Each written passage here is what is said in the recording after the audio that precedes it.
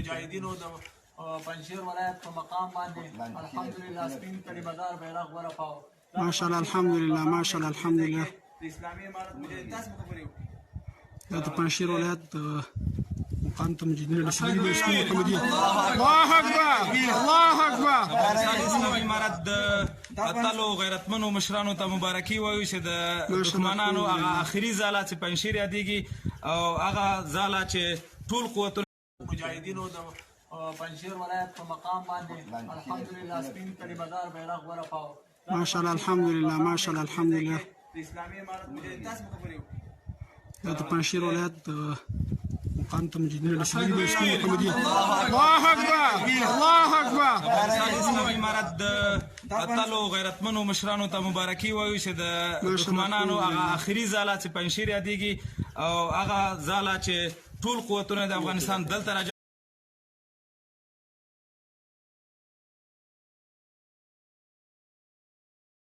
هغه په اصطلاح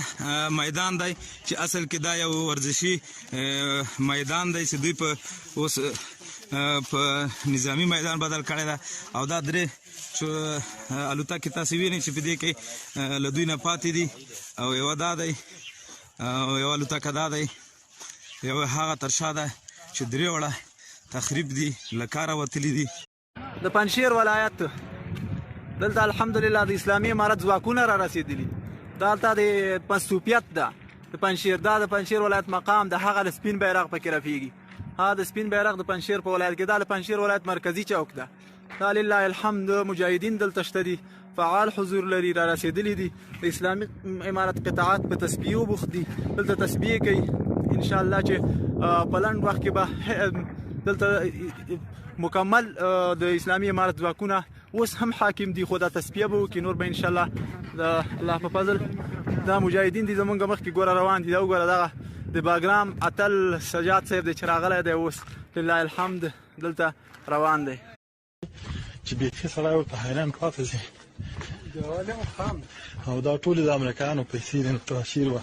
دوی په روزانه ګټلې دروازې هم د لرګو جوړې دي خاص ځکه د شاهي کورنۍ دا وګوره دا شاهي محل دی څه شاهي ځایونه دي الحمدلله بس دا دی الله پاک د مجاهدینو لاس ته ور واچوه الله پاک نصرت دی څه ښایسته ځایونه الحمدلله زه غریب هم په دې ځای کې روان یم د دې وړ خو نه وم خو بس بیا هم الله پاک مدد و نصرت راسره کړی دی چې زه هم دلته روان یم خیر سره دا وګوره څه شاهي ځایونه دي